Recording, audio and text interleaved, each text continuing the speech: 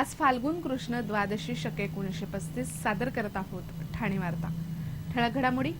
ठाणे जिल्हा देशातील सर्वच बाबतीत मोठा जिल्हा। ग्राहकाला निष्काळजीपणे सेवा दिल्याबद्दल टपाल खात्यास 1.5 लाख रुपये नुकसान भरपाई देण्याचे जिल्हा ग्राहक तक्रार निवारण मंचाचे आदेश। आणि ठाण्यातील पहिलं ढोल ताशा पथक असलेल्या अग्नी एक ज्वलंत नाद या ढोल ताशाचा नाद नववर्ष स्वागत यात्रेत घुमणार। या आणि इतर घडामोडी विस्तृतपणे पण काही क्षणातच।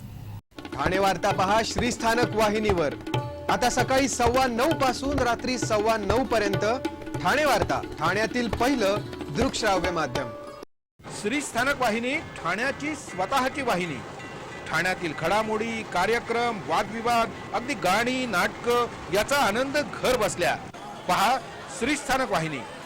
आपल्या ठाण्याचं हक्काचं व्यासपीठ श्रीस्थानक वाहिनी।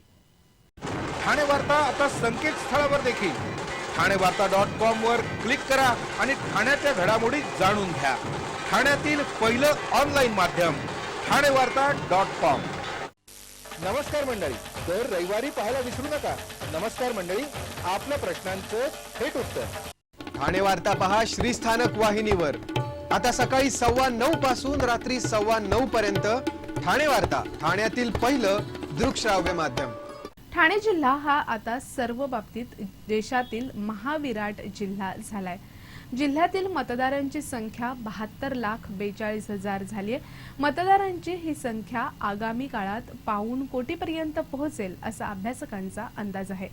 जिल्ह्यामध्ये मतदार नोंदणीसाठी झालेल्या विशेष मोहिमेअंतर्गत एका दिवसात 1,80,000 मतदारांची नोंदणी झाली। ठाणे जिल्हा हा मतदारसंघाच्या दृष्टीनेही देशात सर्वात मोठा जिल्हा आहे। ठाणे जिल्ह्यात लोकसभेच्या 4 जागा असून देशात अन्यत्र अशी परिस्थिती नाही।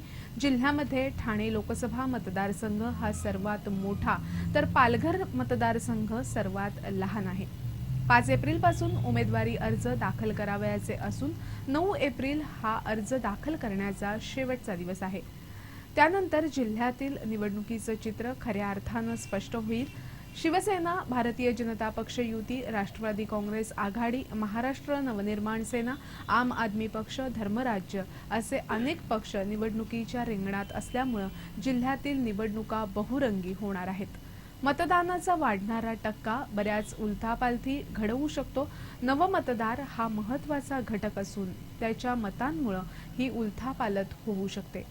लोकसभा मतदानाची गुढी चैत्रात उभारली जाणार असले तरी निकालाची गुढी मात्र वैशाखात म्हणजे 16 मेला उभारली जाणार आहे। वैशाखाचे चटके कोणाला सहन करावे लागतात हे पाहणं मोठं उद्बोधक ठरणार आहे।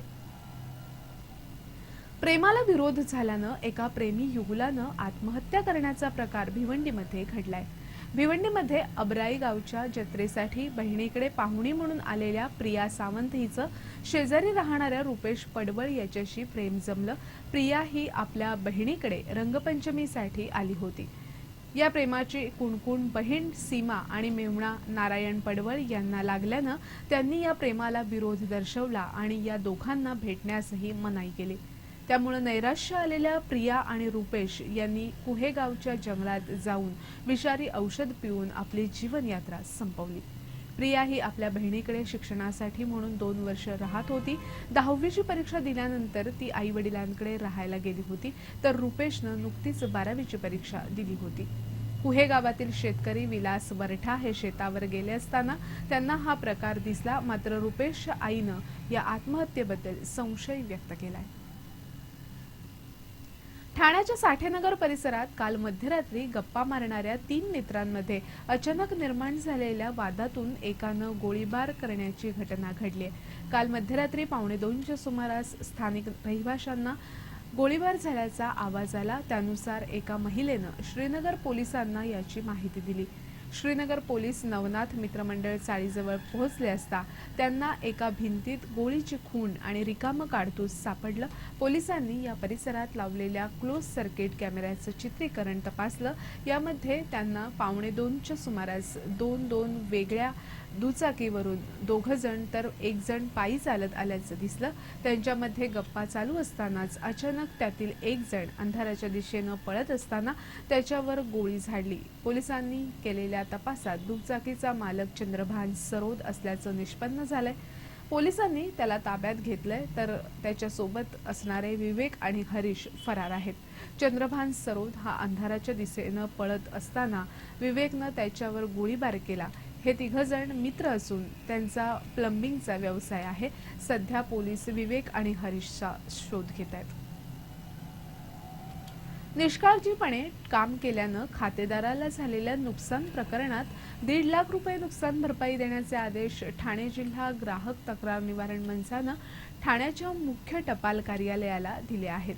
कोलवाड इथे राहणाऱ्या सिंथिया डिसोझा या शिक्षिका म्हणून निवृत्त झाल्यानंतर त्यांनी आपल्या पतीसह टपाल कार्यालयाच्या आकर्षक व्याज देणाऱ्या योजनेत 4.5 लाख रुपये गुंतवले. त्यांचे पती रोनाल्ड डिसोझा यांनीही आपल्या पत्नीसह संयुक्त खातं उघडून 1.5 लाख रुपये जमा केले. दरम्यान रोनाल्ड डिसोझा यांचं निधन झालं.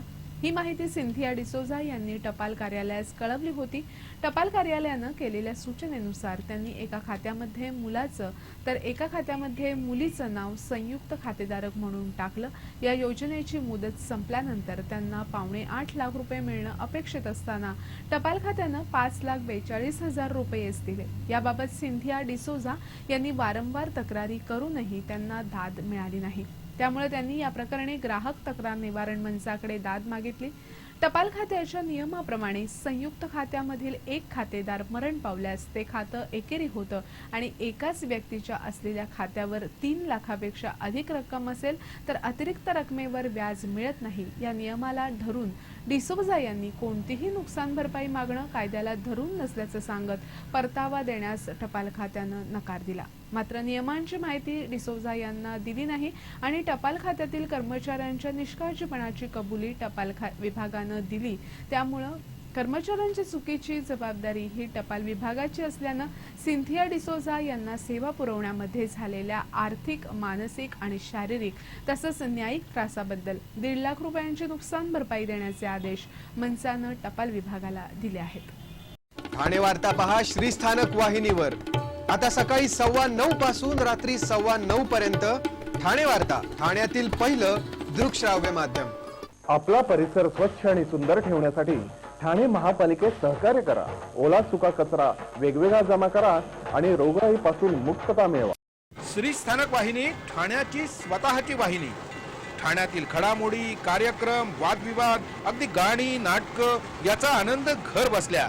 पहा श्रीस्थानक वाहिनी, आपल्या ठाण्याचं हक्काचं व्यासपीठ. श्रीस्थानक वाहिनी. ठाणे वार्ता आता संकेतस्थळावर देखील ठाणेवार्ता.com वर क्लिक करा आणि ठाण्याच्या घडामोडी जाणून घ्या. ठाण्यातील पहिलं ऑनलाईन माध्यम ठाणेवार्ता.com. डॉक्टर आणि रुग्णांचं पिढ्यानपिढ्यांचं जिव्हाळ्याचं नातं म्हणजेच डॉक्टर बेडेकर हॉस्पिटल. आता अत्याधुनिक सोयी सुविधा आणि तंत्रज्ञान युक्त वंध्यत्व निवारण केंद्रात IVF आणि टेस्ट ट्यूब बेबीचीही सुविधा. डॉक्टर बेडेकर हॉस्पिटल, महर्षी कर्वेपथ, ठाणे. 65 वर्षांची निरंतर सेवा. ठाणे वार्ता पहा श्रीस्थानक वाहिनीवर. आता सकाळी 9:15 पासून रात्री 9:15 पर्यंत ठाणे वार्ता, ठाण्यातील पहिलं दृकश्राव्य माध्यम. लोकसभा निवडणुका एकत्र लढवणाऱ्या काँग्रेस, राष्ट्रवादी काँग्रेसमध्ये सध्या ठाणे महापालिकेच्या विरोधी पक्षनेते पदावरून जुंपली आहे. ठाणे महापालिकेच्या सार्वत्रिक निवडणुकीनंतर महापालिकेत त्रिशंकू अवस्था निर्माण झाली. यामुळे महापालिकेचा कारभार काहीसा विस्कळीत झालेला आहे. सभागृहामध्ये काँग्रेस, राष्ट्रवादी काँग्रेसची आघाडी आहे, पण या दोघांमध्ये पदवाटपावरून सतत वाद सुरू असतो. आताही ठाणे महापालिकेतील राष्ट्रीय लोकशाही आघाडीत ठरल्याप्रमाणे काँग्रेसला विरोधी पक्षनेतेपद दिलं जात नसल्याचा आरोप ज्येष्ठ नगरसेवक मनोज शिंदे यांनी केलाय. तर काँग्रेसच आघाडी धर्म पाळत नसल्याचं विद्यमान विरोधी पक्षनेत्यांचं म्हणणं आहे. ऐन लोकसभा निवडणुकीच्या तोंडावर 2 पक्षांमध्ये ही सुंदोपसुंदी सुरू असतानाच काँग्रेसमधूनच मनोज शिंदे यांना घरचा आहेर मिळालाय. नेत्यांच्या भांडणात सर्वसामान्य कार्यकर्त्यांची फरफट होत असल्याचं कार्यकर्त्यांचं म्हणणं आहे. कार्यकर्त्यांसाठी काही करावं यासाठी नेते मंडळी काहीच का करत नाहीत, असा सवाल काँग्रेसमधूनच उपस्थित करण्यात आलाय. ठाण्यातील युवकांनी एकत्र येऊन स्थापन केलेलं अग्नी एक ज्वलंत नाद हे ढोल ताशा पथक नववर्ष स्वागत यात्रेत यंदा प्रथमच आपली कला ठाणेकरांसमोर सादर करणार आहे. रोहन डेंगळे, चैतन्य कुलकर्णी, आनंद डेंगळे, नितीन पाटील, अतुल हांडे, उदय वाघ, किरण आणि रवी शिंदे अशा युवकांनी एकत्र येऊन गेल्या मे महिन्यात या ढोल ताशा पथकाची स्थापना केली. सध्या या ढोल ताशा पथकामध्ये 13 ते 25 वयोगटातील 140 वादक आहेत. यापैकी 80 जण नियमित सराव करतात. या ढोल ताशा पथकात 20 मुली असून यापैकी 10 मुलीही या नियमित सराव करतात. ठाणे पूर्वला असलेल्या स्वामी समर्थ मठासमोर दर रविवारी सकाळी हे पथक सराव करतं. सध्या या पथकाकडे 30 ढोल, 9 ताशे, 1 टोल आणि 2 छेंडे आहेत. आतापर्यंत त्यांनी मित्रांच्या गणपतीत, कोपरीतील गणपती विसर्जन मिरवणुकीत, शिवजयंती उत्सव तसंच डोंबिवलीतील प्रकट दिनाच्या दिवशी आपली कला सादर केली. आता प्रथमच ते मोठ्या स्वरूपात नववर्ष स्वागत यात्रेतून ठाणेकरांसमोर येत आहेत. मल्हार चित्रपटगृह ते नमस्कार हॉटेलपर्यंत हे पथक नववर्ष स्वागत यात्रेत आपली कला सादर करणार आहे. पुण्याची ढोलताशा पथकं पाहून या युवकांच्या मनामध्ये ठाण्यातही ढोलताशा पथक असावं अशी कल्पना आली आणि कोणत्याही राजकीय अथवा इतर मदतीशिवाय वर्गणी काढून या युवकांनी हे ढोलताशा पथक जमवलं. ढोलताशाचं प्रशिक्षणही या युवकांनी पुण्याला जाऊन तसंच YouTubeवरून एकलव्याच्या भावनेतून घेतलंय. या पथकात वादक म्हणून सामील होण्यासाठी 500 रुपये प्रवेश शुल्क असून या प्रवेश शुल्कात वादकाला पथकाचा गणवेश दिला जातो. आपल्यालाही ढोलताशा वाजवायची आवड असेल तर आपणही या ढोलताशा पथकात सहभागी होऊ शकता.